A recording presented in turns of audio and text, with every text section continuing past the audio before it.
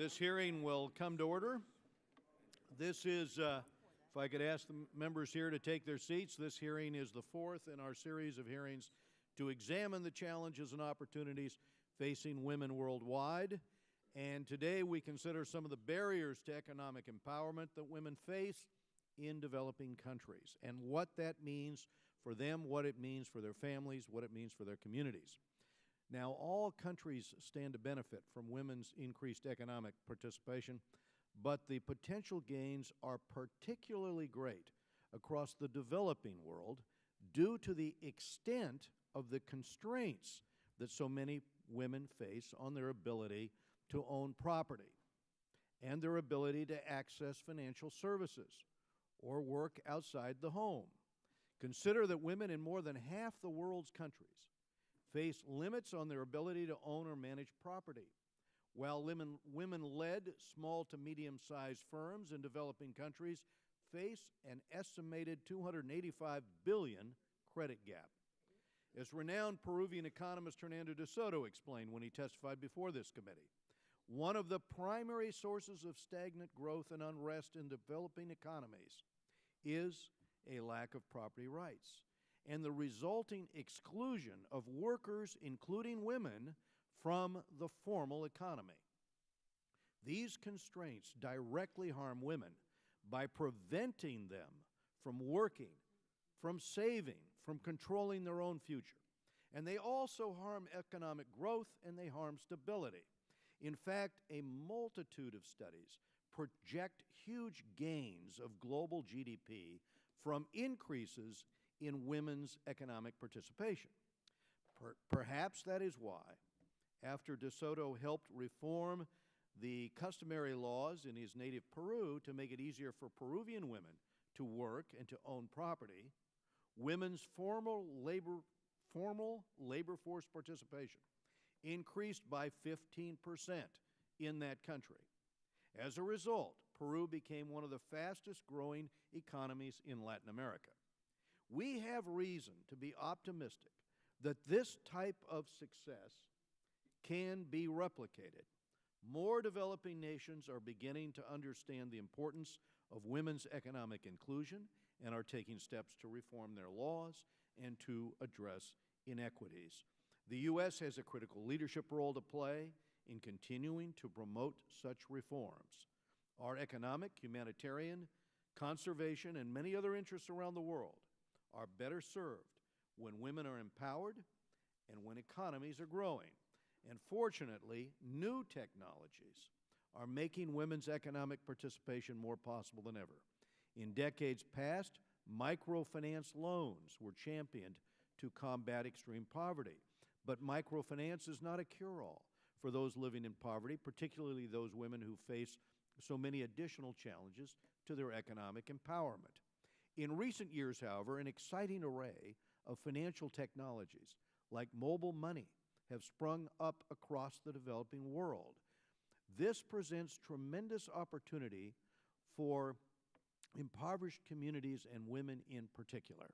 And so I look forward to hearing from our distinguished panel today about how the U.S. government can better help ensure women's inclusion in the rise of Microfinance 2.0. And I now turn to our ranking member, Mr. Engel, for his remarks. Mr. Chairman, thank you for calling this hearing. To our witnesses, welcome to the Foreign Affairs Committee. Ambassador Verveer, I'm especially grateful that you were able to join us. I know you had to rearrange some travel to be here. Your work as our country's first ever ambassador at large for global women's issues made a lasting difference all over the world, and I hope that the administration sees the value of this position and appoints a new ambassador soon, along with so many other positions at state awaiting nominees. We use the word, and I want to thank Dr. Suri and Ms. Iskendrian. Hope I didn't butcher that. Thank you so much. We look forward to all of you testifying. We use the word empowerment a great deal when it comes to women's and girls' issues, and honestly, I think it's a bit of a misnomer. Women and girls are powerful, and we know what happens when that power and potential are unleashed. Communities thrive, local and global communities grow, societies prosper, and become more inclusive and equitable.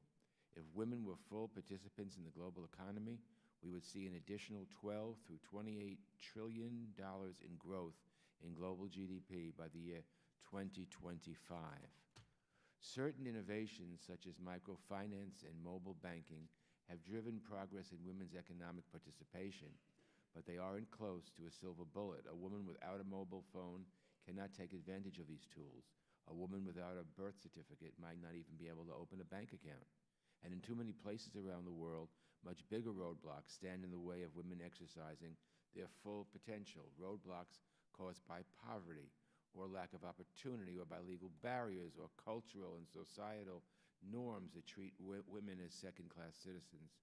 So when it comes to promoting economic access and participation for women, I think we should focus on getting these obstacles out of the way and make it easier for women and girls around the world to put their power to work. Now, in my view, making economies more inclusive for women is simply the right thing to do. It's just wrong that women anywhere are denied access to the same economic opportunities as men, and that's true in the United States as well. We might not want to deal with it, we might not want to confront it, but it's true. But this is the Foreign Affairs Committee, so we also need to ask, why is women's economic opportunity a foreign policy priority? Well, it's easy. All those benefits of women's full economic participation I mentioned earlier, stronger, more stable societies, are also in our national interest. We want to see economies thrive, governments become more responsive, countries become stronger partners on the global stage. Full participation of women is directly tied to these outcomes. So from a strategic standpoint, this is good, smart policy that strengthens American security. The aim of our policy, then, should be to identify and meet the challenges that hold women back from full economic participation. When we start to look at those challenges, we find that women's economic participation is closely tied to a range of other issues that disadvantage women and girls in the developing world. For example, a young girl who's denied an education won't become financially literate or learn the skills needed to compete in the marketplace. Girls forced into child marriage won't have a chance to contribute to their local economies. Women who are victims of gender-based violence and domestic abuse are less likely to get ahead economically. Perhaps most importantly, access to quality health care, including family planning, is critical to women's economic success. The evidence is indisputable. Improving women's access to contraception improves their economic well-being. Women who are able to plan and even delay childbirth are more likely to get an education, raise their standards of living, and climb out of poverty. That's one reason American policy has focused on expanding access to family planning around the world. These efforts have seen good results. In the 27 countries with the biggest USAID-supported programs, the rate of modern contraception use has risen from under 10% a half-century ago to 37% today. A good jump, but it shows we still have a long way to go. Now, the Trump administration has said that it supports efforts to empower women and girls around the world, but its budget proposal tells a different story. The Trump budget completely zeroes out funding for international family planning and reproductive health and eliminates American support for the United Nations Population Fund, the largest purchaser and distributor of contraception globally. On top of that, the administration has reinstated and expanded the global gag rule, which we know has devastating effects on women's health around the world. This is a disgrace which will set women back across the globe. Addressing women's economic participation requires a broad-based, integrated, detail-oriented, and comprehensive approach that deals with all the issues I mentioned, plus a host of others. The wrong approach is to cut our diplomacy and development by nearly a third. Fortunately, Congress has the last word on how much we spend on foreign policy priorities, and I'll continue to fight for a robust investment in these areas. So I look forward from hearing from our three excellent panelists on these issues, and I thank you again, Mr. Chairman, for calling attention to this issue. Thank you very much, Mr. Engel. So this morning we're pleased to be joined by a distinguished panel which includes Ms. Mary Ellen Iskandarian, and she's president and CEO of Women's World Banking, which is a nonprofit devoted to helping low-income women in developing countries access key financial tools and resources. And we have Dr. Tavneet Seri, Associate Professor at MIT Sloan School of Management. She focuses on the impact of digital finance services in developing economies. And we have Ambassador Milan Verveer, who served as former Ambassador at Large for Global Women's Issues at the State Department, and she currently is the Executive Director of the Georgetown Institute for Women, Peace, and Security. And without objection, the witnesses' full prepared statements will be made part of the record. Members are going to have 5 calendar days to submit any statements or questions or any extraneous material for the record. And if we could ask everyone to summarize your remarks, that would be best, and then we'll go to the questions. So, Ms. Iskandarian, if you would like to start. Thank you, Mr. Chairman. Members of the House Foreign Affairs Committee, thank you for inviting me to speak with you today. My name is Mary Ellen Iskandarian, and I'm President and CEO of Women's World Banking. For nearly 40 years, we have listened to low-income women in developing countries describe their need for financial services, and then worked with local banks, insurance companies, and increasingly cell phone companies to tailor convenient and affordable savings, insurance, and credit products to meet those needs. Women's World Banking currently works with 49 partners in 32 countries to reach 44 million clients. But Women's World Banking can't do this alone. The Global Findex tells us that 1.1 billion women, more than half of the world's unbanked population, do not have an account at a bank, while hundreds of millions more do not have access to the full set of financial products. In addition, women own roughly 1/3 of the 200 million businesses in emerging economies that have no or insufficient access to credit. Providing these women with basic financial services, that fundamental first step toward economic empowerment, can unlock unprecedented economic growth and job creation, and can have a direct impact on development outcomes such as health, education, food security, and water and sanitation. Women spend, save, and invest money in profoundly different ways than men.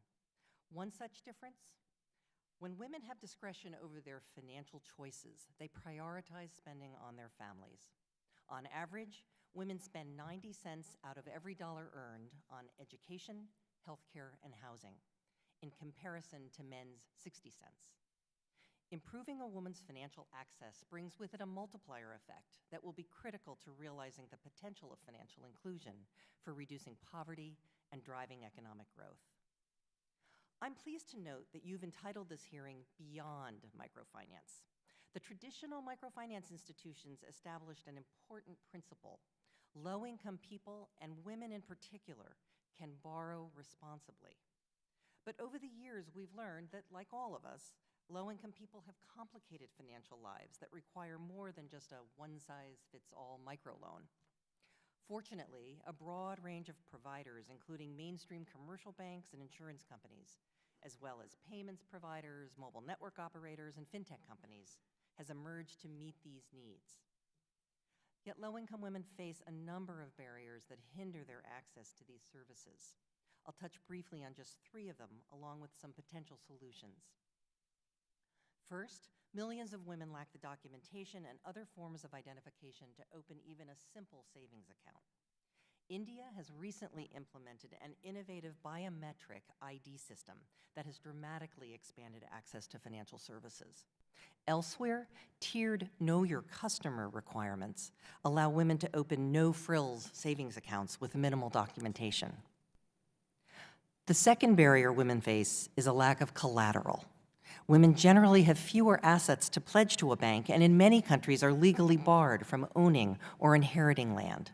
In response, some countries have established movable collateral registries that better reflect the types of assets women can provide to satisfy bank requirements. Finally, more than 1.7 billion women in low and middle income countries do not even own a cell phone. This lack of access to technology, combined with lower financial and digital literacy, prevents them from fully utilizing digital financial services. Once women gain access to their own phones and some basic training, however, their usage levels parallel men's. Despite these barriers, I'm optimistic about the opportunities presented by women's financial inclusion. The United States can play an important role in accelerating those opportunities by joining other developed countries that are investing in women's financial inclusion. often led by their country's gender ambassadors. The United States can use its influence at the G20 and other fora to push for implementation of more national financial inclusion strategies that have explicit gender targets. USAID, OPIC, and even EXIM could catalyze more private sector investment by including requirements in their programs to serve women. They could also engage in public-private partnerships that serve to de-risk private sector investment. Distinguished committee members, thank you for calling attention to the role that women's financial inclusion plays in building stronger families, communities, and economies.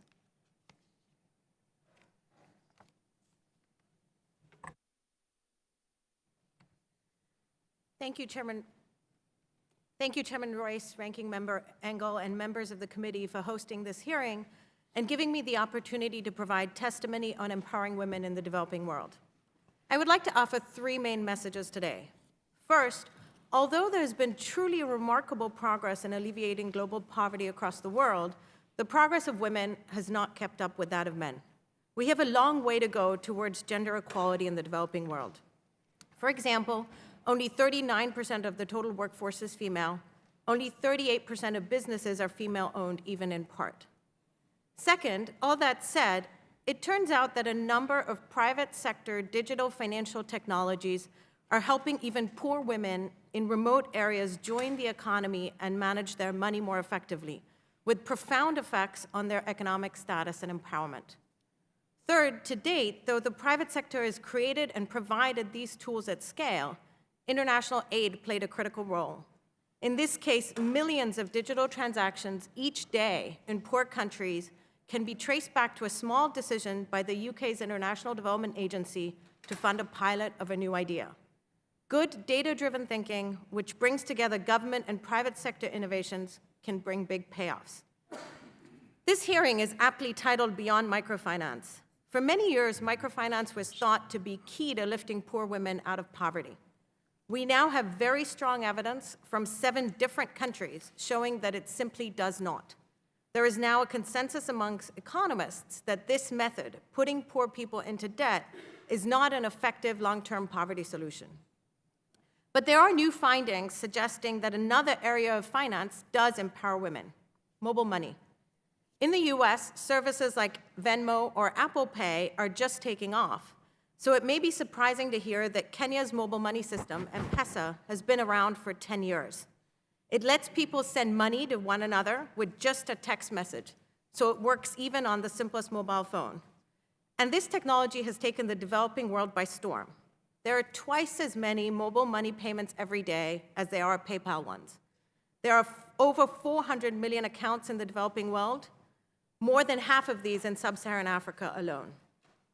With my colleague Billy Jack at Georgetown, over the past 8 years, I've been studying what happened to communities in Kenya as M-Pesa spread across the country. The first thing we saw was how families deal with financial emergencies.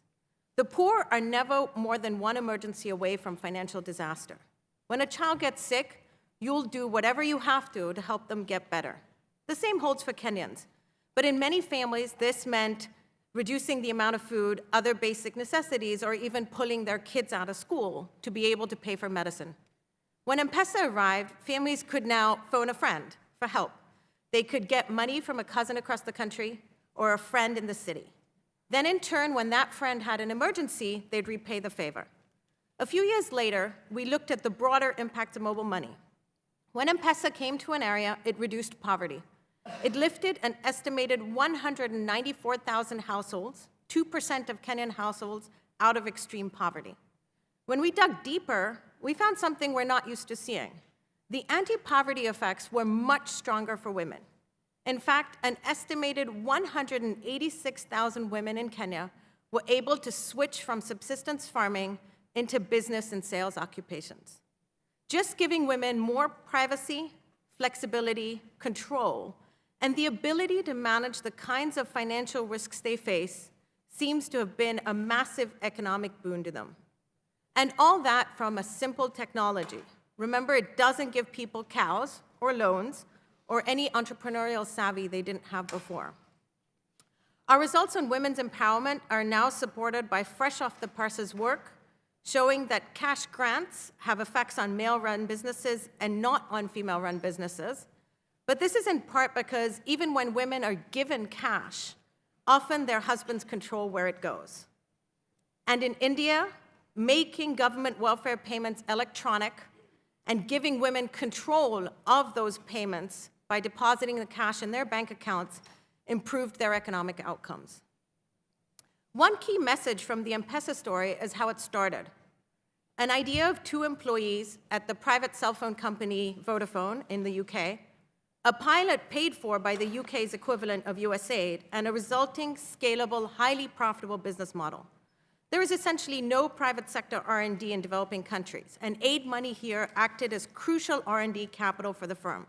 Supporting these sorts of digital innovations and technologies will be key to closing the gender gap in economic opportunities in the developing world. Thank you again for having me, and I'll look forward to any questions you might have. Thank you. Ambassador Verveer. Chairman Royce and Congressman Engel and members of the committee, thank you for the opportunity to speak to you today on an issue of critical importance, increasing women's economic participation and empowerment in developing nations. Mr. Chairman, let me begin by thanking you for your leadership in focusing on global women's issues. They are in the vital interest of the United States. Countries with declining living standards and inequality are more unstable and pose greater challenges to our own interests and our own security. Empowering women and girls is fundamentally a moral issue, a human rights issue. It is also smart and it is strategic. It advances our foreign policy as it tackles some of the most pressing issues that confront the globe and America's leadership. This hearing has to do with one of the great challenges worldwide.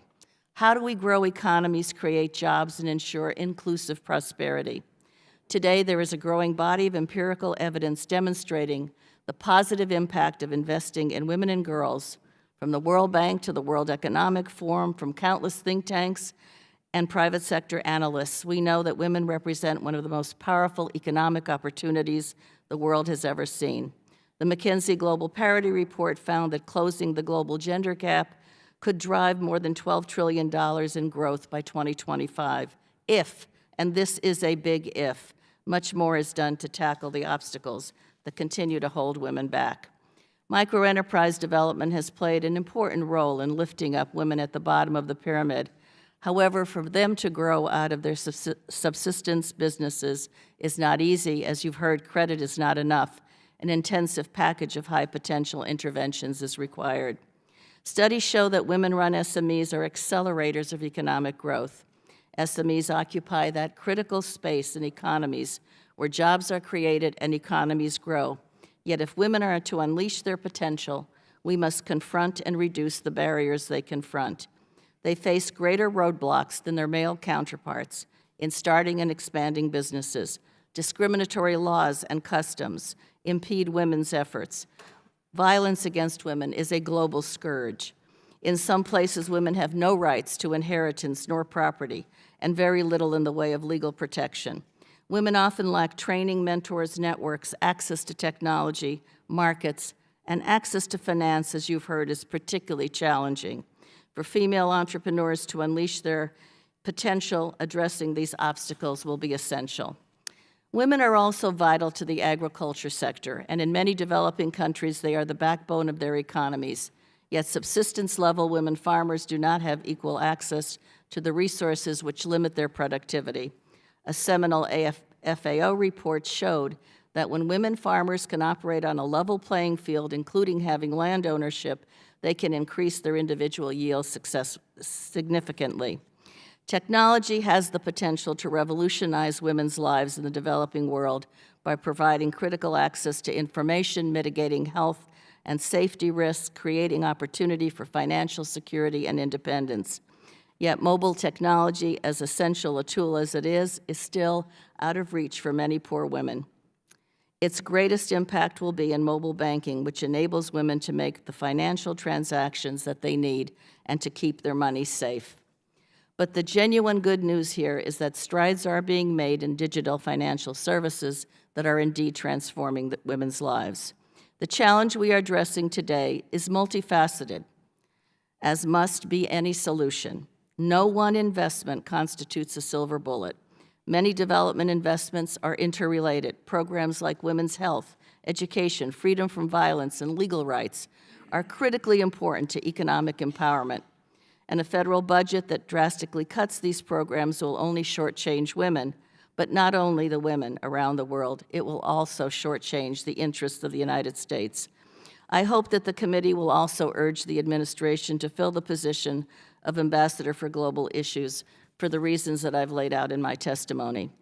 Today, some of the largest and most far-sighted companies understand that engaging in partnerships to advance women brings benefits both to society and to companies themselves. Public-private partnerships recognize that no one sector has the monopoly on competencies that are required in this field, nor the resources, but together much can be achieved. And I lay out ways that companies today are engaged in these partnerships through value chain sourcing, digitizing financial services, and so much more. The United States should continue to catalyze, support, and participate in impactful and innovative partnerships among many stakeholders. Thank you, and I look forward to your questions. Thank you. I thank the panelists. And when we look at, your testimony, there are a lot of things that jump out that are really quite surprising. And Dr. Suri, you mentioned your research on mobile phones in Kenya. I think, again, what you just said was 186,000 women made the decision as a result of this new form of employment to move from subsistence farming to move into business or to move into sales. And yet, maybe you didn't see the same changes with men, but you saw this enormous shift. I think this is key, but could you explain maybe a little more of why you think this occurred? Thank you, Chairman Royce. So that's exactly right. We did not see men shift occupational choice or switch their kind of decision of where their income is coming from, but women did, and that number's correct, 186,000. So we can't pinpoint exactly why, but we can tell you kind of the two sort of leading hypotheses, which are supported by the other work that was in my testimony. So one of them is that what M-Pesa or mobile money did was provide extra resilience. So you might have heard the term higher risk, higher return. Women weren't taking advantages of higher risk, higher return because they were worried about the downside risk. They were worried that if something goes wrong, I still need to feed my kids, educate my kids. And so when mobile money came along and gave them this protection from their social network, they were able to take advantage of these higher risk, higher return opportunities like a business, like sales. So I think that's part of the story. I think the other part of the story is it gives them control. A lot of these women actually do have cell phones, and they're able to save on their phones through mobile money, and it gives them a sense of access and control to what's on their phone. And so I think both of those components probably explain these findings for women. So they exert ownership or they exert control Absolutely. over what Yeah. is one's property. Absolutely. And that's something that men maybe already have, but now that women are empowered in that way, they basically have a secure property right here, and that lets them assume greater risk, as you said, which Correct. is the driver of innovation, driver of economic growth. Yeah, I like what you said when you opened. You said something about women controlling their future. Yeah. I think this allows women to control a bit more of their future. Another question here, and I'll ask the panel, but developing countries are increasingly coming to recognize the importance of women's economic inclusion. So we see countries from Jordan to Kenya, as you pointed out, to Nicaragua. They have reformed their laws in recent years to improve women's property rights, but this change takes time. And we have, a Millennium Challenge Corporation here in our diplomacy that we use for leverage. And we've had some success in encouraging reforms in exchange for U.S. investment.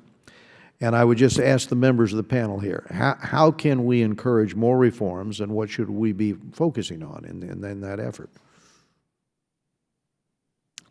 Ambassador. Well, I think that's an excellent question, Mr. Chairman, and it is true that without the kinds of reforms and legal protection, women are not able to progress as they might in the economic sphere. I think what the MCC has done over a longer-term trajectory, as it's organized to do, it certainly has a very strong gender component to its work, and also is holding governments using the leverage of America's investment, as you say. I think the private sector, too. Mobile companies, for example, who go in to ask for expansions of regulatory opportunities could also be raising issues about women's legal protections or ways in which women can enhance their standing. So I think we need a combination of people who talk to governments, as each and every one of you does when you are on a CODEL or when they're coming here, to raise these issues.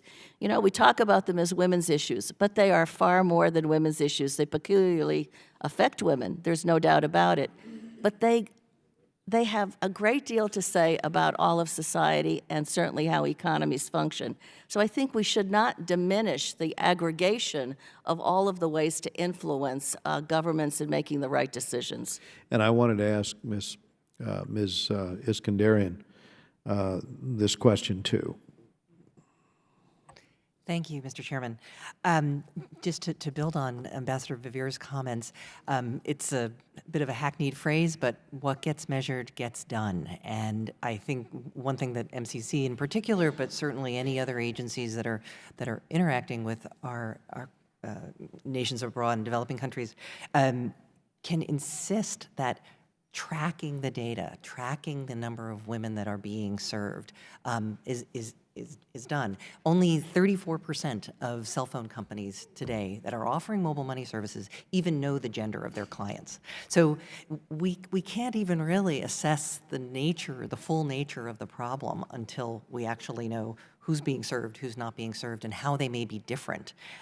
We saw, both of the panelists referred to this, huge improvements in financial inclusion between 2011 and 2014 in the run-up to the Global Findex report. The biggest changes were in those countries that had specific national financial inclusion strategies that had specific gender targets. That would be such an easy thing for us to include in anything that we require of a government that we're providing funding to. Very good. My time's expired. Mr. Engel. Thank you very much, Mr. Chairman. Ambassador Verveer, let me ask you this. Thank you again for coming here. And I have two questions. While empowering women economically is certainly aligned with America's values, it's also in America's U.S. national security and foreign policy interests because it promotes peace and stability in fragile states. And you've done a lot of work in Georgetown, and during your time at the State Department as the first U.S. ambassador on global women's issues, on the link between women's economic empowerment and national security. So I would ask you, in general, how does empowering women promote U.S. foreign policy, national security, and economic interests? And what role did empowering women economically have in Rwanda in terms of economic growth, but also post-conflict peace and stability? Congressman Engel, I think the connectivity between women's economic agency and participation and peace and security is one that is increasingly linked and one that we are recognizing as critically important. And I know that this panel had a previous hearing in this whole area of women, peace, and security and what their agency represent. We know that in those societies where the condition of women is one where they are oppressed and denied their rights, those conditions often are the first signs of increased instability and potential conflict. And I often feel as though women are the canaries in the mines. Look at what's happening to the women, and you will have a sense of what is to come down the pike if we have the vision and the ability to look at those conditions and take them seriously. I think one of the most important elements as we take hopefulness out of situations where countries are coming out of conflict is to appreciate that you can have the best peace agreement, but if the key issues that affect the people on the ground, and one of the critical ones is their economic future, are not weighed into those agreements and then are not executed in a recovery process, you're not going to have that long-term sustainable peace that an agreement hopefully would guarantee. And in a place like Rwanda, for example, there was a recognition, and while so many lives were lost, that women had to play a critical role. Today, they comprise some 60% of their parliament, the highest women's participation in legislatures in the world. They are active in ministries. They are active in every facet of the decision-making processes in Rwanda. And I think, to some extent, whatever you think of President Kagame, he has recognized that the empowerment of women has played a major difference in moving his country forward. In my testimony, I note one of the projects that I've been involved in that included a private sector company, Kate Spade and Company, which made a business investment in Rwanda specifically for business results, but also to empower women. And what we've seen in the case studies that have been done on that investment is what a difference it is making, not only in terms of their business investment, but particularly in terms of women's economic empowerment and social progress for those women and their community. So again, the link between economic participation, economic viability, opportunity, and sustainable peace and the amelioration of conflict and the avoidance of conflict go absolutely hand in hand. Thank you. Let me ask Mrs. Kandarian this question. What steps do you believe that the administration should take to promote the economic empowerment of women? How and why should they target women from poor rural communities just as equally as those living in urban centers that already have access to the formal economy or banking? And finally, what good does incentivizing legal and policy reform do for women from all socioeconomic backgrounds? That's a tall order. I think and you have 18 seconds. Thank you.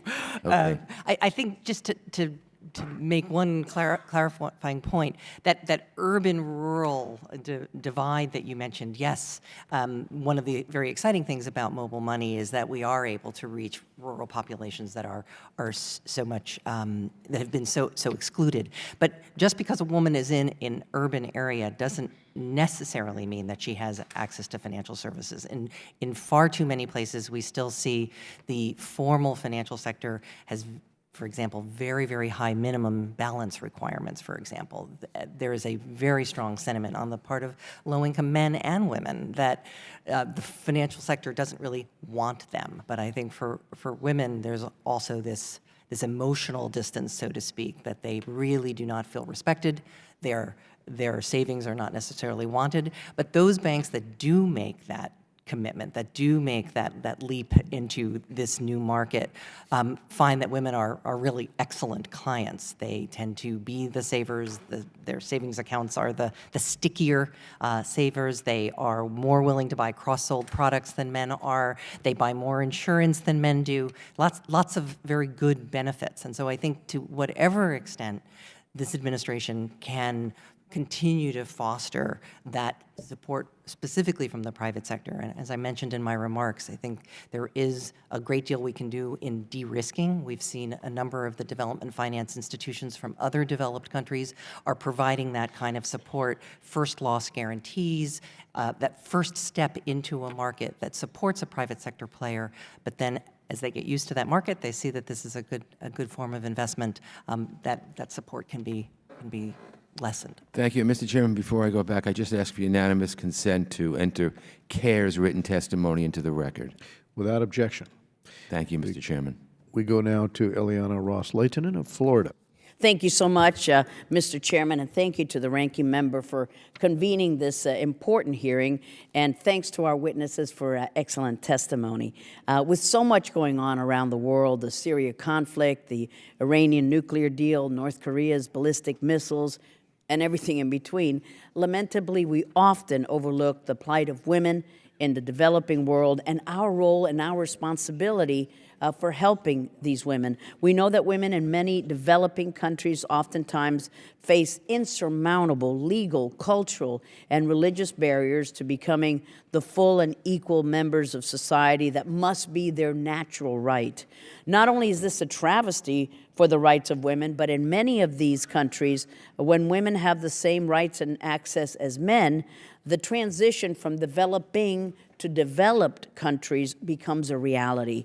Preventing half of your population from access to the job market and thus the financial tools to help promote economic growth is just unconscionable. It is imperative that we discuss ways to correct this and that women in developing countries have access to the tools and the services so they can have an important role in their countries. We must also remember that it isn't just the economy to which they are being denied access. It starts from the time that they are children. Oftentimes, women are not even registered at birth, putting their future and their well-being in danger. That is why I've always been proud to support my good friend Steve Shabbat in his efforts to pass the Girls Count Act, and thank you, Steve, for that, to ensure that these girls get birth certificates and are registered. My goodness, as a former Florida certified teacher, I know how important education is to all children. But for women in developing countries, before we talk about getting them access to financial tools, we really need to ensure that they have access to a real education. That's why I've authored bills to provide Pakistani girls and women access to scholarships so they can get the education they require, and why I'm co-sponsoring Steve's Preventing Girls' Access to Education Act. For women in developing countries, we need to start changing the fundamental ways in which they are viewed from the moment they are born if we're ever going to have a chance at their access to the financial services later on. And that's a tall task because of the legal and cultural barriers they often face. Women in about 18 of the world's economies, unfortunately, including many in the subcommittee that Mr. Deutsch and I head, the Middle East and North Africa subcommittee, require permission from their husbands or legal male guardians to work outside of the home, if they're even allowed to work at all. So I would ask the panel, how do you begin to make a change when so much discrimination is ingrained in the cultural norms and the societal norms and the values, when women from the time of birth are not viewed as equal to men? And how can we in the United States leverage our assistance and our role in the global stage effectively enough to promote the change that is needed? Thank you. Ambassador. Well, Congresswoman, thank you for those remarks and for your leadership. It is not all a dismal story. There is certainly a long road to climb and a journey that women are on all over the world. But there has indeed been progress, and a lot of the progress has come out of the leadership of our diplomatic and development efforts, as well as certainly those of others. And I think one of the key issues you mentioned is education. It is absolutely fundamental for a girl to be educated. Malala took a bullet just to make the case that girls have a right to an education. It is that mega change component because we know all of the things that come out of an educated girl in terms of the benefits that take place over her lifetime, the children she raises, the kind of job she has. Thank you, Ambassador. Any of the other two? Thank you, Dr. Suri. Thank you, Congresswoman. I guess I would say I think there's two parts of this. Education, I completely agree. I think that's also tied to financial inclusion. We've got some work in Kenya showing that when we gave households access to loans for these water tanks where you can store water, the girls went back to school. So kind of understanding not just kind of what's, not just attitudes, but what is actually preventing the girls from going to school, what are they doing, and how do we try to alleviate those constraints can be important. I also want to mention some work on India, which is fascinating, where they required required some districts to have a third of women participation in local government. And they looked at the decisions then that the women made versus the men. And the women, of course, have different preferences than men. They chose different public goods and different investments than the men. Hard to weigh up which ones are better or worse. But what was really fascinating is they also did some surveys on the ground of people, and they saw that people's views of women started to change when women started to participate in local government and they saw women making decisions about what the community needed or not. So I Thank you think very much. that is also something. And sorry we ran out of time, but next time. Thank you, Chairman Royce, and thank you, Mr. Engel, for convening this important hearing. And thank you to Lois Frankel. I know that she was one of the engines behind this hearing. Thank you, sir. Thank you very much, Eliana. Albio Series of New Jersey. Thank you, Mr. Chairman, for holding this hearing, and I always been very interested in this topic. I grew up in a household where machismo was it. My father would not allow my brother and I to hang around the kitchen. And I still remember the day when I was helping my mother make the bed where he picked me up and he spanked me because I was helping my mother. He always said that was the woman's domain. But a funny thing happened along the way. At the age of 11, my parents and I and my brother, we came to America. My mother got a job first. All of a sudden, things changed in the house so completely. My father was in the kitchen helping her because she came in late. My father was helping out with the wash, which was to me, and I always used to tell my father, I said, whatever happened to all those things that you taught me in Cuba that I shouldn't do? And I think he was kind of embarrassed by the way things changed. And later on, he got a job, and all those things went down the tubes. I also remember my first day teaching. I taught in a school with a lot of Hispanic students, and since I was bilingual, I was a chaperone at the school dances. And the principal said, you have to come. And I used to hang around in a corner with about 12 mothers who used to come to the high school dances. So when you say to me that, I mean, it's fascinating, the whole, and I fortunately had two great college professors. I went to a Jesuit school in New Jersey, which was only men, but when I got there, it had changed, and I had the first professor, the woman professor ever, and the second woman professor. They were fascinating, and this topic was always brought up. But I cannot agree with you more that education and economic opportunity changes the whole formula. And I think that's what we should strive for when we want to help somebody. There are a lot of things that we can do, but I think education and certainly economic opportunity, because I saw that my mother brought the first check, and the whole thing changed, overnight. And to this day, I find the whole thing fascinating. So I guess what can we do to continue to provide economic opportunity for women? Because I think that's the only way that you're going to be able to change it. And obviously education also. Especially in the Western Hemisphere. I think that's still pretty much, machismo is still pretty much alive in the Western Hemisphere in all these countries. Because I see, my district is obviously a very predominant Hispanic district I represent just about every country in the Western Hemisphere that speaks Spanish. And I hear these stories.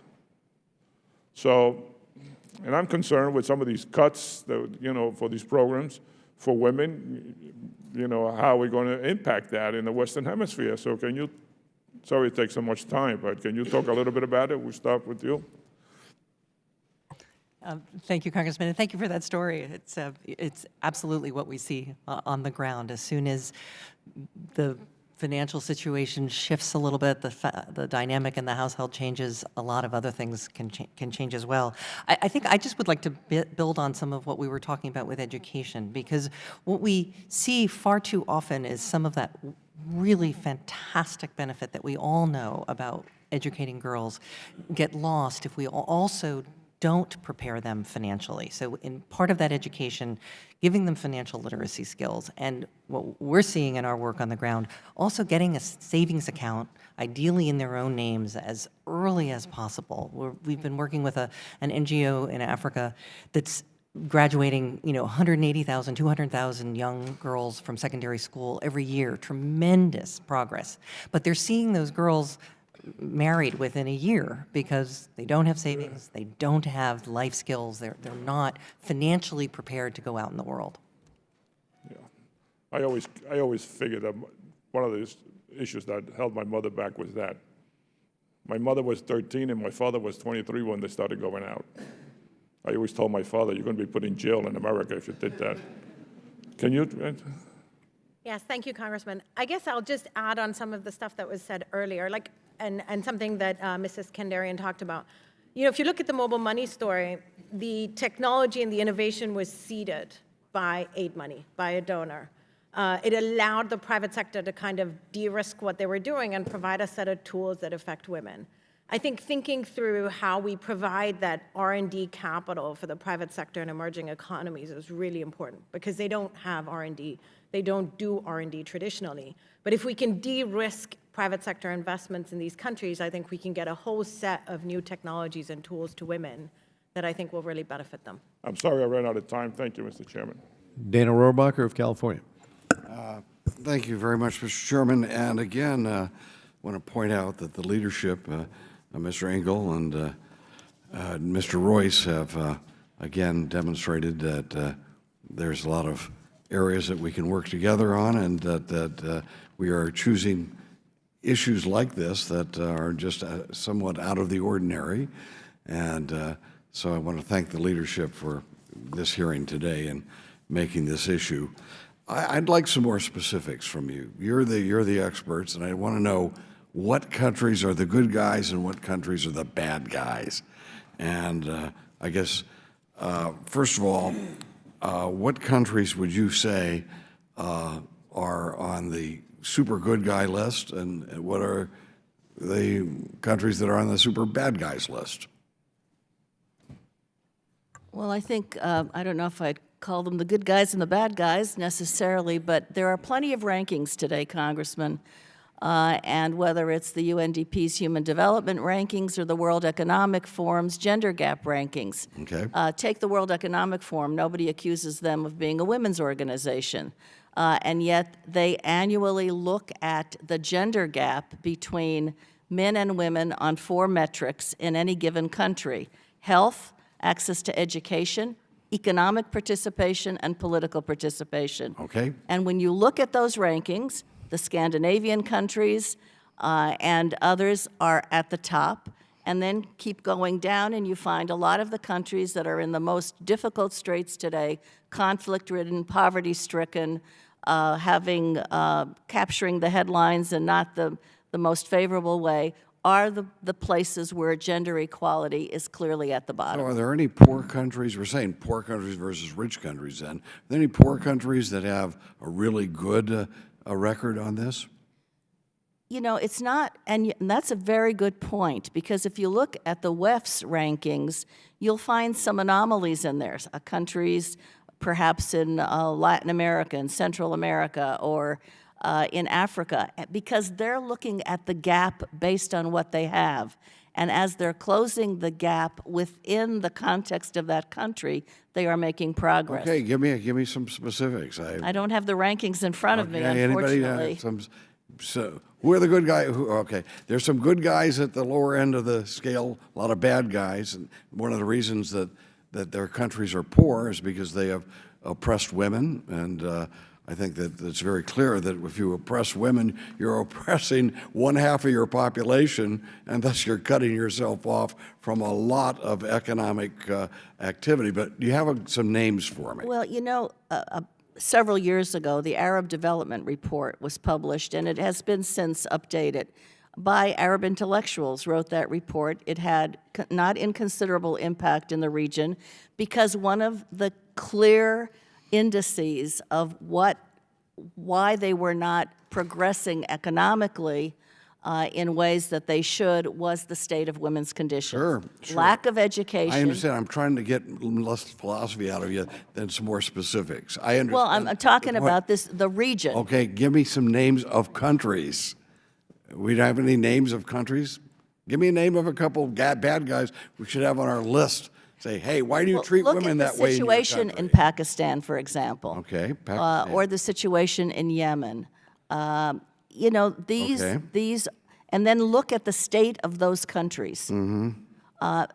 Certainly at the bottom in terms of equal opportunity and Thank you. That's what I was really looking for. Pakistan and Yemen, of course, let's keep that in mind when we're dealing with those countries. By the way, let me just note that women's role in the military in various places, the Kurds and the Israelis seem to have women playing a major role in the security of their country. Are there countries, other countries like that, that the United States has really increased the role of women in our military, and who are the good guys and bad guys in terms of utilizing women within their government and their military? you've raised another critically important issue, the participation of women in the security sector. I think there are some 7 or 8 ministers of defense now in the European countries who are really moving this agenda forward. As you mentioned, we are making some progress. It is still a significant problem in UN peacekeepers, for example. There are very few women in the ranks of peacekeepers, yet major part of their mission is the protection of civilians, and it's often women who are in the most difficult straits in the places where they're keeping the peace. In military service and in police service, whether it's in Afghanistan or other places of conflict, to raise the participation Well, of let's just women. note, Mr. Chairman, thank you, and we note that here on Capitol Hill, it was a female police officer that saved the lives of several members of Congress who were under attack. Thank you very much, Mr. Chairman. Thank you, Mr. Rohrbacher. Ami Bera of California. Thank you, Mr. Chairman. You know, I was listening to my colleague Albio Siri's talk about his upbringing. When I think about my own upbringing in an immigrant household, both my parents worked, but my mom had multiple jobs, making sure me and my 2 older brothers got ready for school, making sure that we had something to eat, making sure that we did our homework, and the importance of empowering women to be kind of that glue. I guess I'd like to ask a couple questions. I think Ms.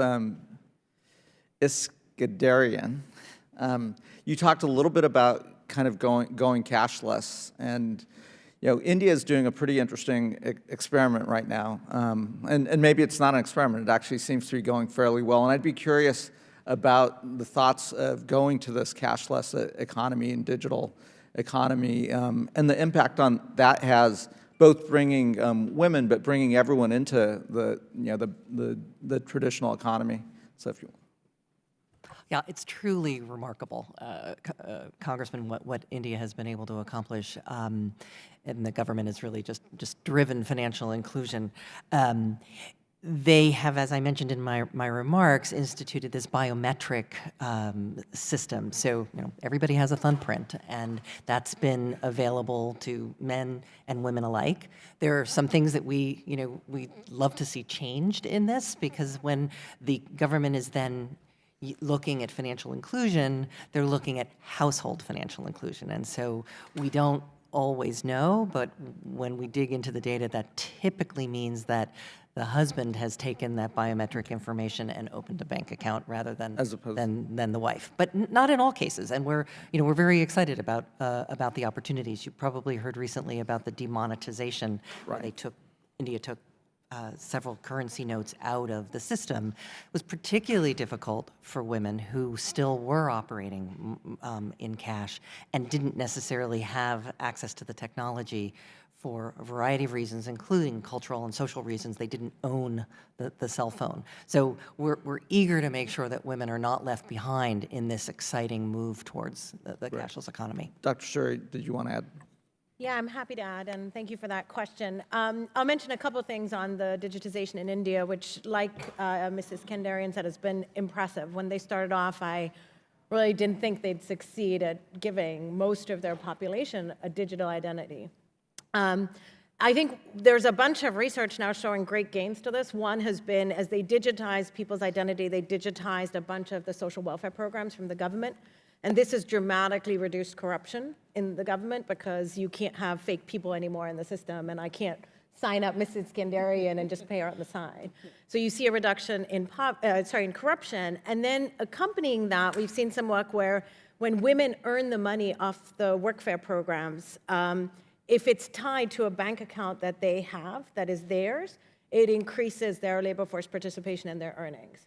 So I think it can't be just digitization on its own, because as Ms. Skandarian said, that doesn't mean necessarily financial inclusion in the way we think about it for women and financial use.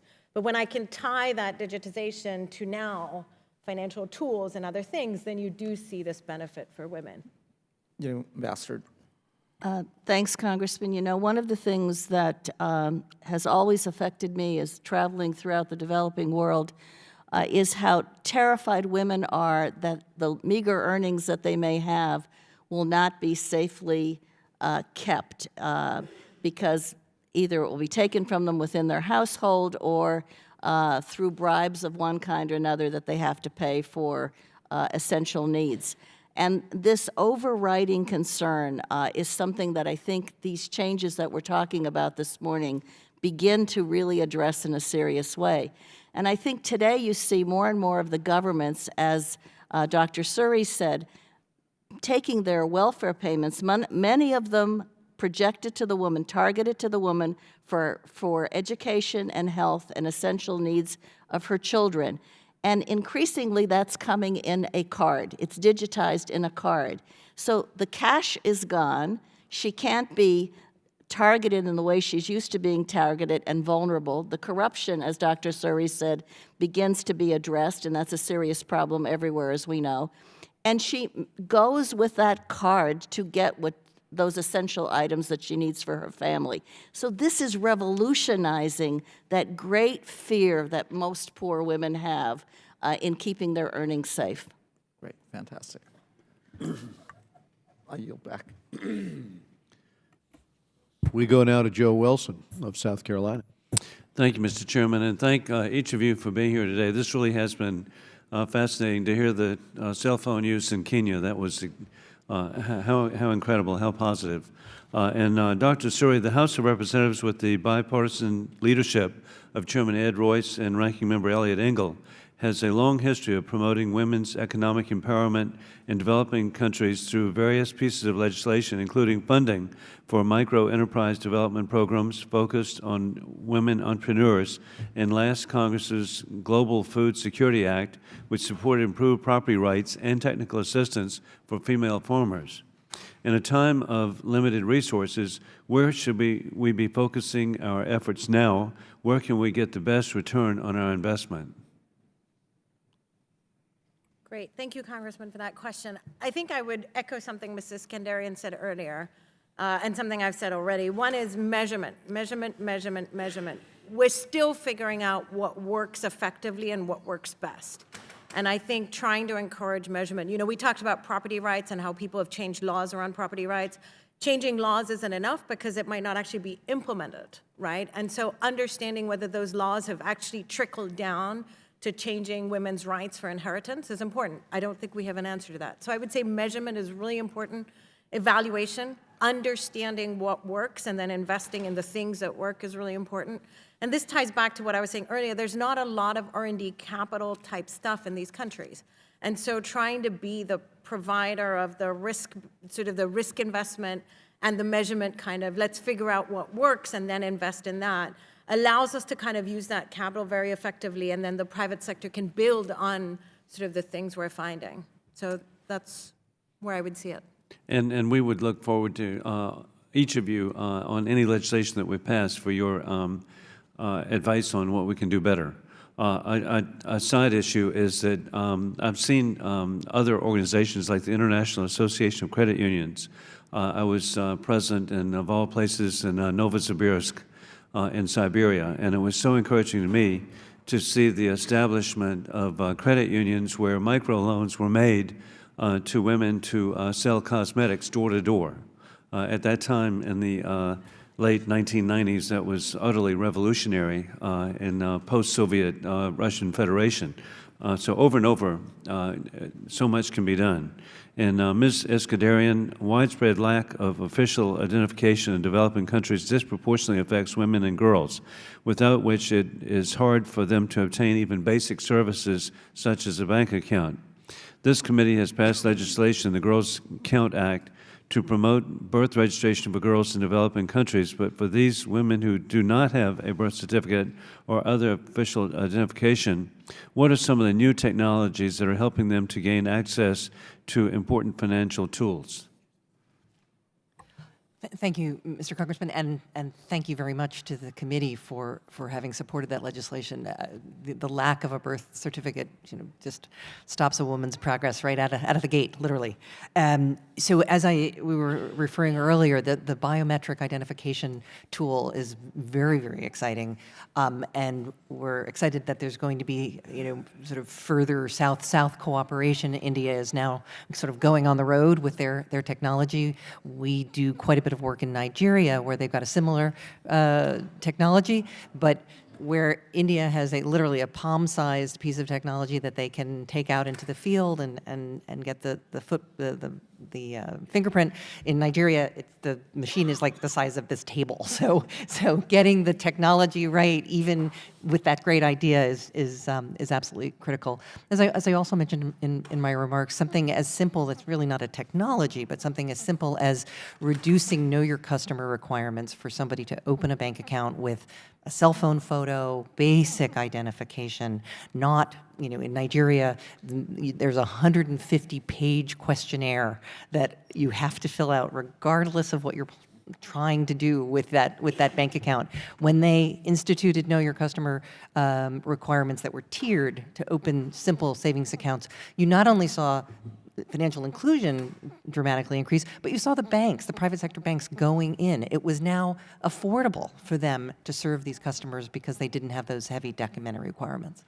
And thank you for highlighting where it's working and also suggesting changes where I think certainly technology could be better. Thank you, and my time is up. And again, thank you so much for all of you being here today. Lois Frankel of Florida. Thank you, Mr. Royce and Mr. Engel, for this hearing today. Terrific. Thank you to all of you, and thank you for all your work. I'm going to assume that you all agree that the President needs to fill this position of Ambassador of Global Women's Issues as soon as possible. That's something you all agree on? Yes? Okay. So, yes, you're all shaking your head yes. And Representative Torres asked me to associate herself with some of these remarks that I'm going to make and some of these questions. Thank you for your talking about trying to connect women to technology and to cell phones, but I think you would all agree that a cell phone is not a replacement for an IUD or a birth control pill, access to health care. It can help, I guess, get you the money, right? And that's what I want. A couple points that I would like you to touch on here is for women to be productive, they cannot just be reproductive, correct? Yet we've seen this administration expanding the global gag rule, zeroing out funding for family planning, cutting off funding for the UN Population Fund. And listen, I'm not just talking about abortion, okay? That's controversial. Let's just talk about someone being able to plan their families. I'd like you to touch on the impact of women not having full access to health care and being able to plan her own families, how that affects them economically. And the second thing I would like you to touch on is we've heard some talk about a new World Bank fund. We are giving $50 million to it. I'd like you to relate that to a women's fund. Yeah, I'd like you to relate, if you can, that to your discussion. Well, thank you, Congresswoman.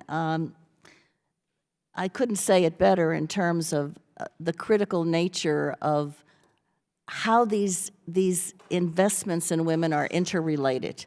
You think of any American woman If she doesn't have access to family planning, for example, if she voluntarily wants access to family planning, to be able to conduct her life, take care of her children, give them the best that she can provide, and succeed in her work, then she's constrained. She's severely constrained. A poor woman's problem is that much more greater. I have been in so many settings where women had one woman I remember vividly, 5 girls, 5 boys. She said to me, "This is too many children. I can't take care of them. I don't know what's going to happen to them. We have nothing." It is so significantly entwined with their futures, with their economic viability, with how they take care of their families. You can't work if you're sick. You can't work if you're so constrained. So that goes without saying as far as I'm concerned. In terms of the Women's Entrepreneurship Initiative that Ivanka Trump's been associated with, and that is part of this World Bank partnership, I think, it's a good thing. It provides loan guarantees, which we have seen work significantly. Ms. Eskandarian has talked about ameliorating risks, for example. Banks will not make these loans to women, small businesses or medium-sized businesses, unless frequently there's a guarantee that they won't lose everything on that loan. And this is supposed to, with the bank's work, involve training as well as other aspects of financial support and related supports. And there have been commitments from other governments as well. But the point is, that's a good initiative, but if in isolation we cut everything else, then what has it achieved? And I think that's what we have to keep in mind. We can't just do one thing and expect magical results. We need to understand the complete person in these cases, what she represents for her country, what is in our vital interests, and make decisions accordingly. Thank you, Ms. Frankel. Thank you. We'll now turn to Mr. McCall of Texas, the chairman of the Homeland Security Committee. Thank you, Madam Chair. Thank you for being here today, all three. And I remember several years ago reading a book called Inside the Kingdom, My Life in Saudi Arabia, written by Carmen bin Laden. She was a European woman who married into quite a family that everybody knows about today. But she talked about 1979 particularly, and how life was in the kingdom before the Ayatollah came into power in Iran and changed the entire region, and then how life was after that event in 1979. And we all know it changed Iran, but it also fundamentally changed the Arabian Peninsula and Saudi Arabia, really rolling back time as it pertained to women. And not 44%. So I guess my question is, and one of you, I don't know if it was Ms. Eskandarian or Dr. Suri, said if you measure it, that's the key. Well, somebody's measuring it here, but I don't know that we're making the changes that we need to based on the measurements. So for each of you, your top 3 policy recommendations for us policymakers to make a difference so that we change this, this zero to something meaningful. And if it means DOD doesn't spend any of this money and it's sent to the Millennium Challenge Corporation, so be it. But you are the alleged expert. You're here because of your expertise, right? So we're looking for some answers from you on how to do the job better than we're doing, which is apparently abysmal if you look at the GAO study. So anybody care to venture? Well, I'll start. I think, given this hearing, one of the critical things in government that doesn't happen is to look at the the gender influence, if you will, integrating gender into these issues. A lot of these issues aren't women's issues. So farming, agriculture, productivity. We know that women farmers, for example, often are the backbones of their economies, where they're ag economies, and often comprise the majority of the smallhold farmers. Yet when we have ag policies, do we integrate that consideration in terms of what women need as opposed to male farmers? Those are often different needs for productivity, that if we did bring those issues to the table in our consideration, we would have dramatically different results. And with food policy and food security issues, it's critically important to do that, and we've seen from the studies that have been done that where that is a major consideration, you have outcomes that are different. That's fair. Another one is I want to be quick. measuring and evaluation. And Right. it's data, we talk about data. It's the cat's meow. It's something we should all be doing, but we're not willing to pay for data collection.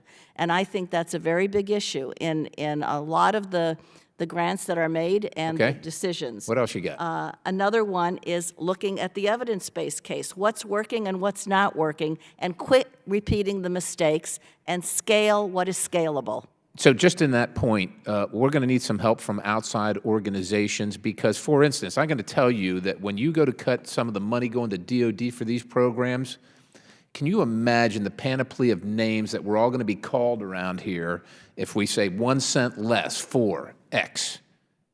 That's where we need your help to point out, look, this is not effective.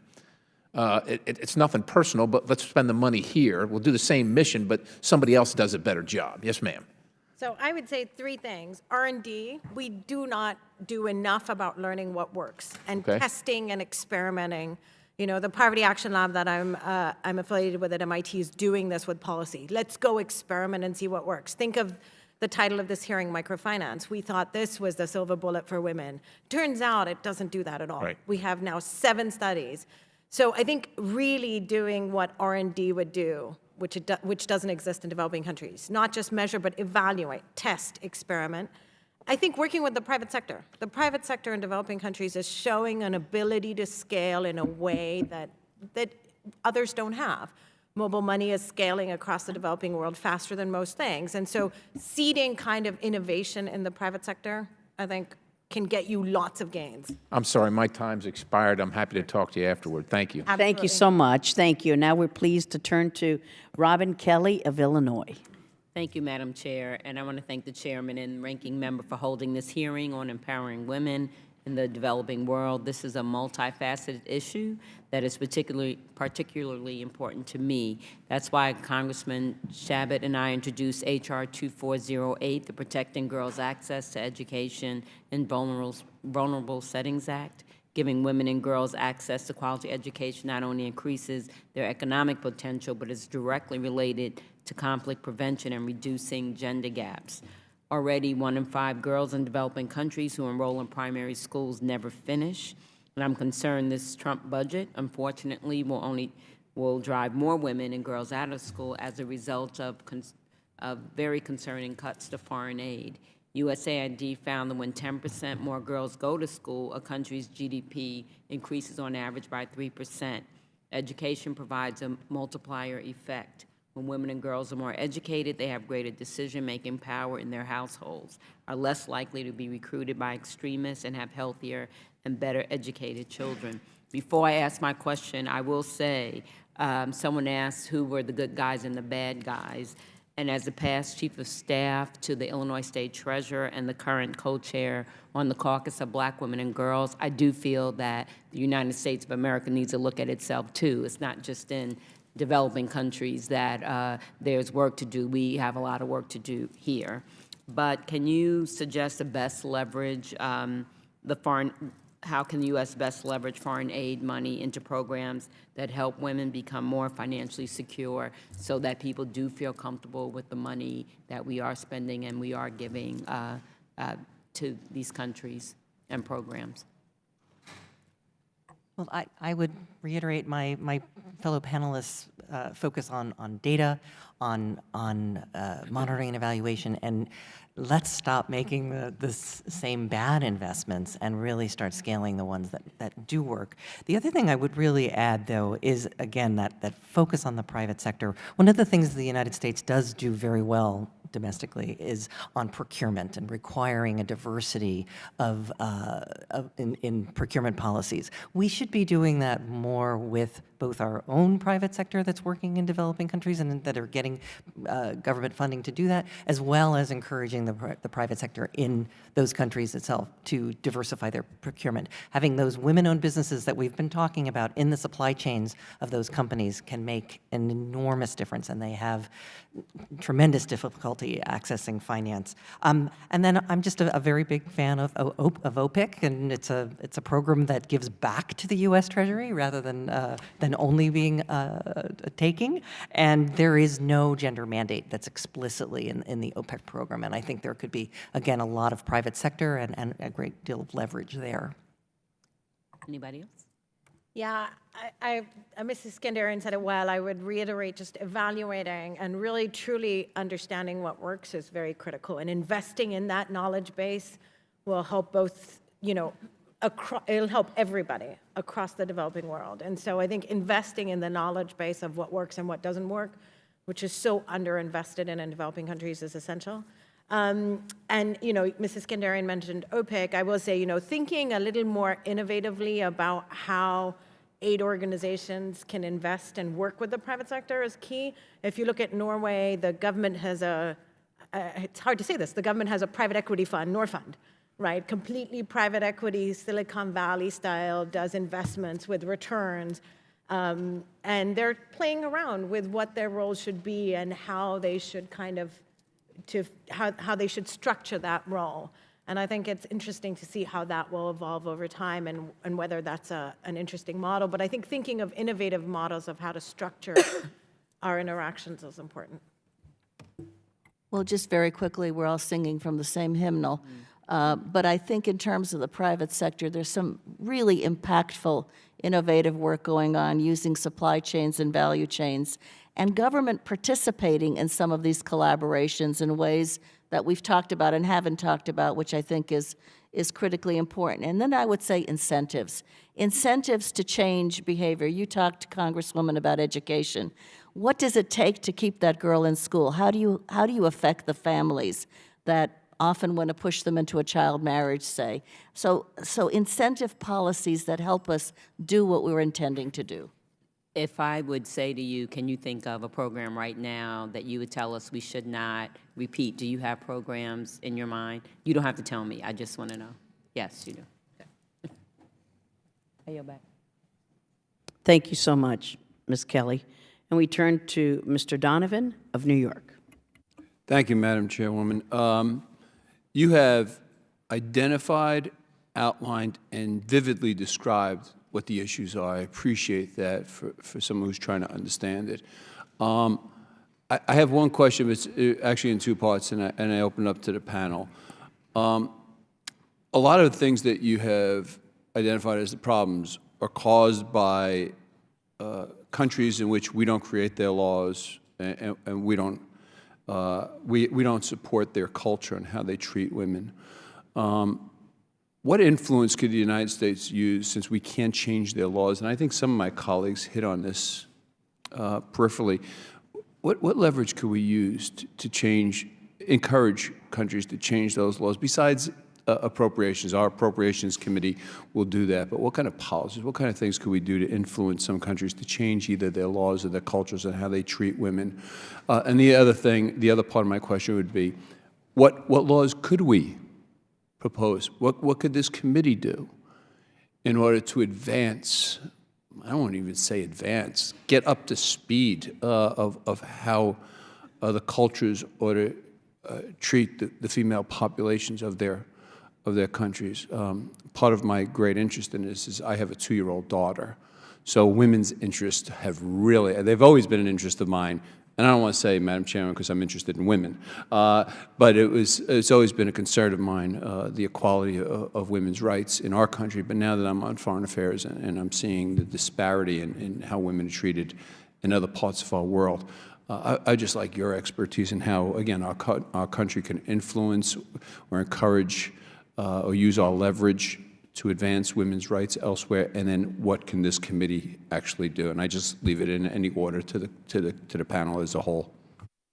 Well, I'll kick it off by saying one thing that has always impressed me is not the lecture from the West so much that makes the difference, but our ability to help raise up the voices within the country who want this kind of change, women who want family law reform, who can not only succeed at doing it when they come together, but actually help their sisters in other countries who are in the same kinds of cultures and wondering, how do we get there? As you said before, pressure from the bottom. Well, bringing women together so that the best practices in one place can be understood and applied in ways that are appropriate to the other place, validating their efforts and enabling others to benefit from those best practices. Thank you for that question. It's a hard question. I guess I would just say that it's not just laws, because in a lot of these places you can set all the laws you want, but whether they're actually adhered to is a different matter. And so I think, as Ambassador Verveer said, like thinking through how we actually get women's, sort of the perception of women changed on the ground is really difficult, is kind of key, not just the laws. So, you know, as women start to participate more and more, it seems that the attitudes start to change. So the example I gave was from India, where you know, a regulation required women to be part of local government, very low-level local government.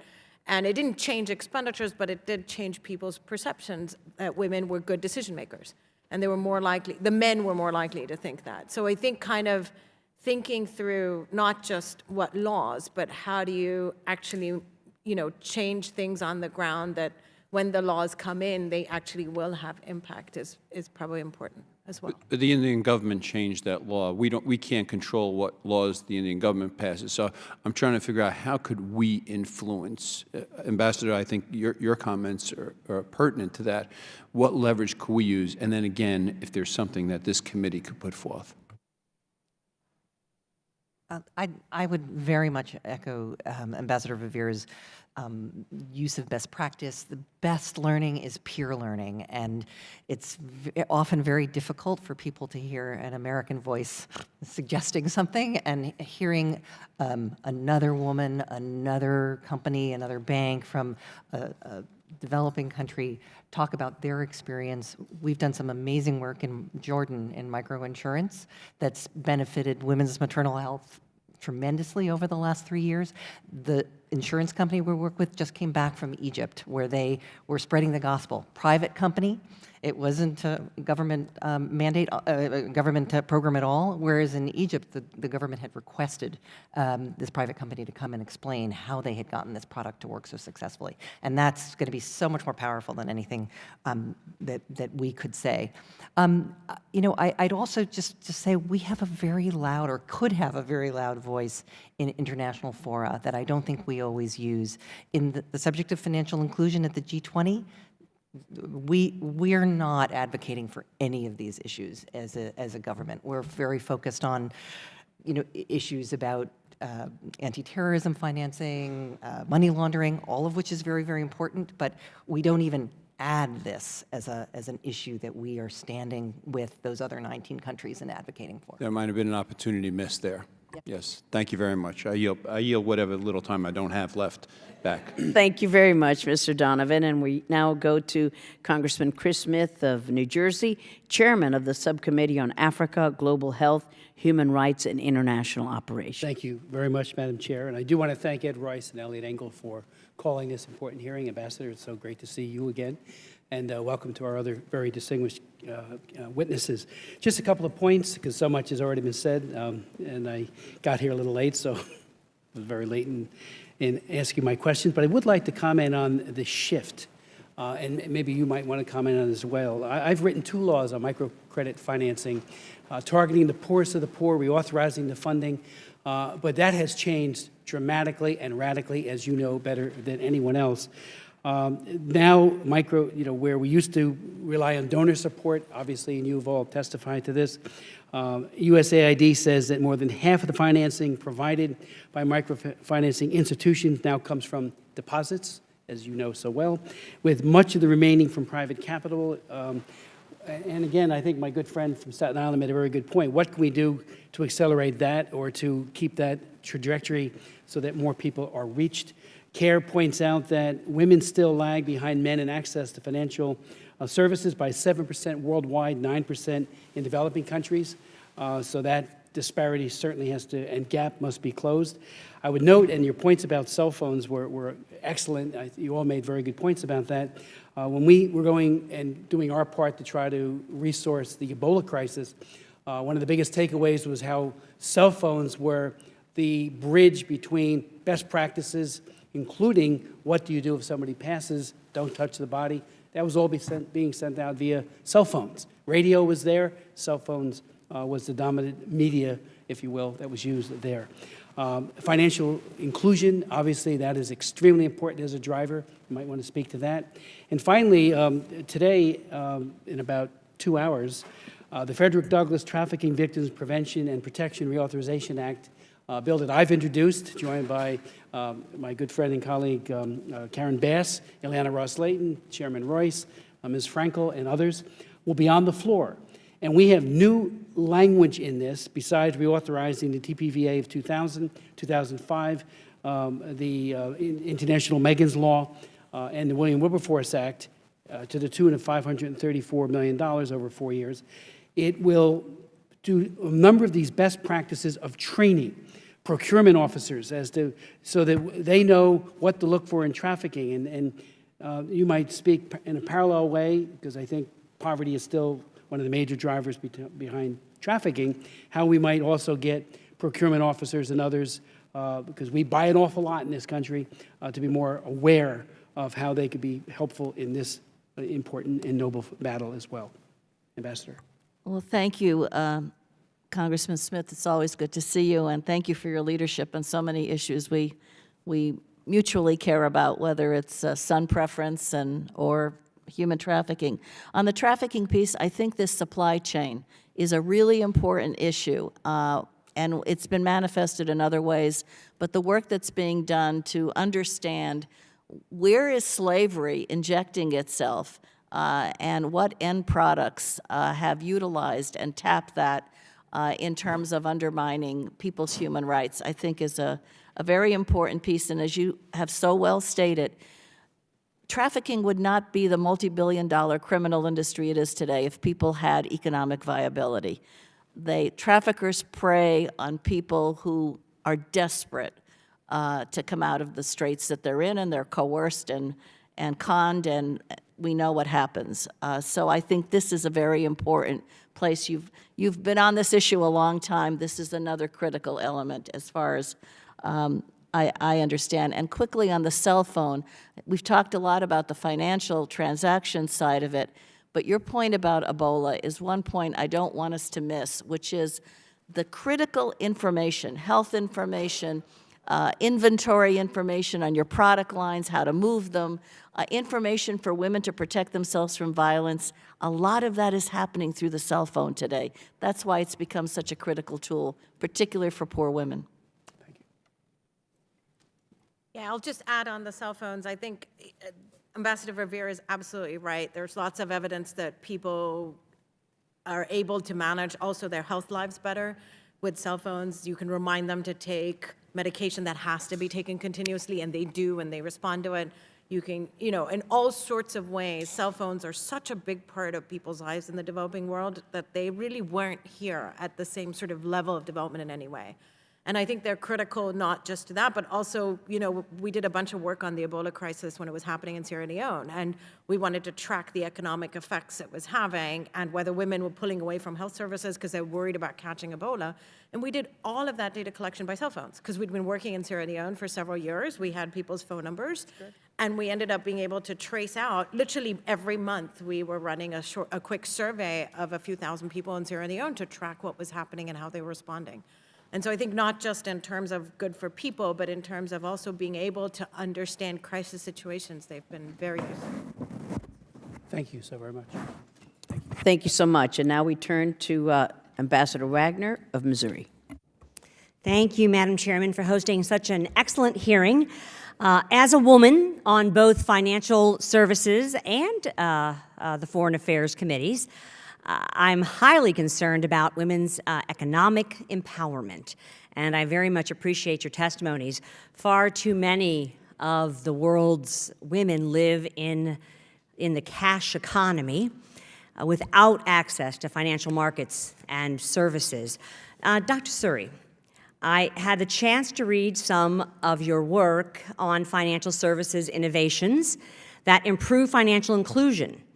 I was particularly interested in your National Bureau of Economic Research paper published last fall, which cited the importance of equipping commercial savings products with features that guide clients toward better financial planning.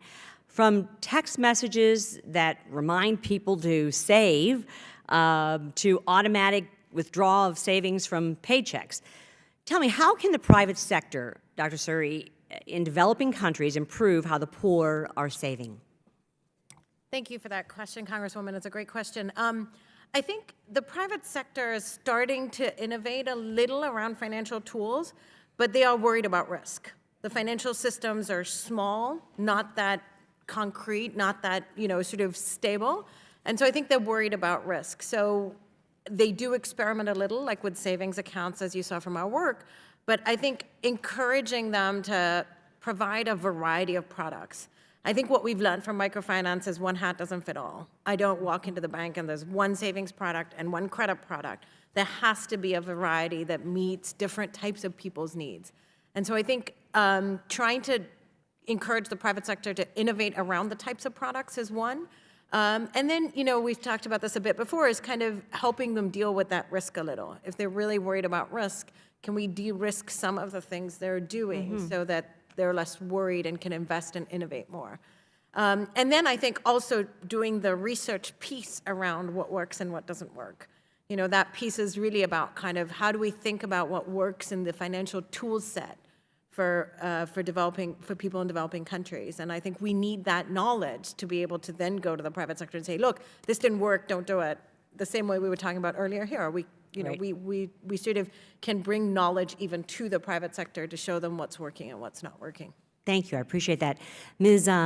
Iskandarian, I appreciate your leadership at Women's World Banking. I had the opportunity to look at your partnership to create Jordan's first health micro insurance product to directly address hospitalization costs. I learned that many existing health microinsurance products in Jordan exclude pregnancy and prenatal care. Do you find that this is the case in many parts of the world? And how can policymakers encourage the launch of microinsurance products that better support pregnancy care? Thank you, Ambassador. That was not just a factor we see in Jordan, I'm afraid, but in many countries, insurance companies don't want to insure a risk that they know is going to actually happen. When a woman gets pregnant, we know what the outcome of that is going to be. So we unfortunately have found in many cases that is an exclusion. Part of the reason why this product has been so successful in Jordan, and we've now replicated it in 6 other countries, is that We do not exclude maternal care. We found that that is the one time in a woman's life that she will prioritize her own health over her children's or her spouse's or another family member's. And so it's both a good sales technique in the way that you can convince a woman to take on that insurance if she sees it meeting a need that she expresses. It was interesting, in Jordan, we even saw women who were sort of outside childbearing age find that that organization, if they had, the organization offering the insurance, if they had identified that need and recognized that as something that should be insured. So do you see those markets opening up at all, Ms. Iskandarian? I mean, in terms of maternity and prenatal care? And more across the world? You are seeing it happen? We are. Microinsurance is just still a drop in the bucket in terms of what's needed. Again, technology is really very helpful because we're bringing the cost of those very small policies down. But I think there is a recognition that there's been quite a bit of research. Women do buy more insurance around the world than men. If you're going to appeal to women, you've got to meet their needs, and maternal health care is right at the top of those. I think it is, and whatever we can do as a country and a society to make sure that we are encouraging policymakers to make that more readily available across the world, I think is very, very important. I believe, Madam Chairman, that I have run out of time. I have a wonderful question for you, Ambassador Verveer, but I will have to submit it in writing, so I yield back. Oh, Mr. Chairman, I'm sorry. Thank you, Congresswoman.